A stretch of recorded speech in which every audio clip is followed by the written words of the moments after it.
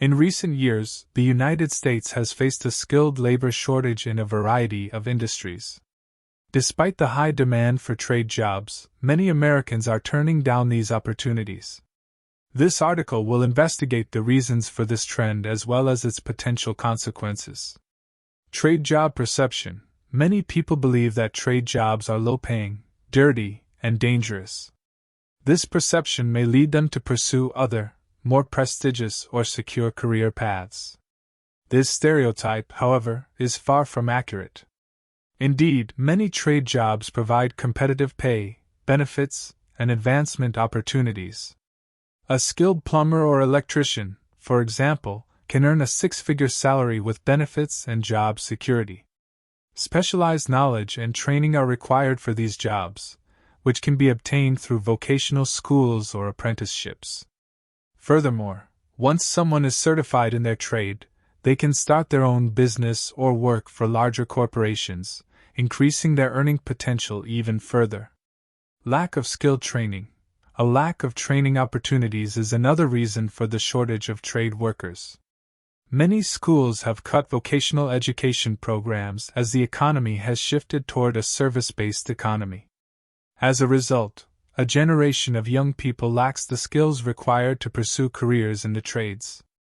Technical schools and community colleges may offer trade-specific training programs in some cases. These programs, however, can be expensive, and students may be hesitant to incur debt in order to pursue a career in a field that is often perceived as less prestigious. Cultural pressure. Young people face cultural pressure to attend four-year universities and obtain white-collar jobs. This pressure is frequently applied by parents, teachers, and peers who believe that obtaining a college degree is the only way to achieve success. This makes young people believe that trade jobs are beneath them or that pursuing such a career is a failure. As a result of this cultural pressure, there is a significant disparity in the number of young people pursuing trade jobs. The median age of construction workers is 42 years old, according to the Bureau of Labor Statistics, with only 9% of workers under the age of 25.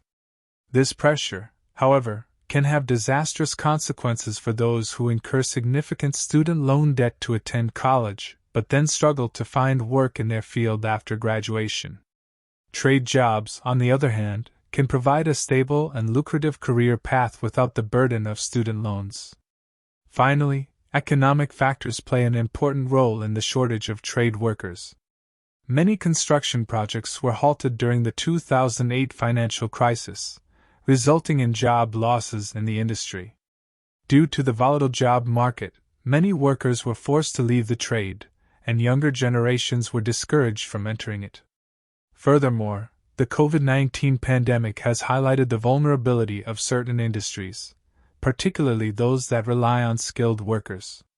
For example, a shortage of electricians and plumbers during the pandemic has resulted in construction projects being delayed or canceled, leaving some businesses without the resources they require to operate.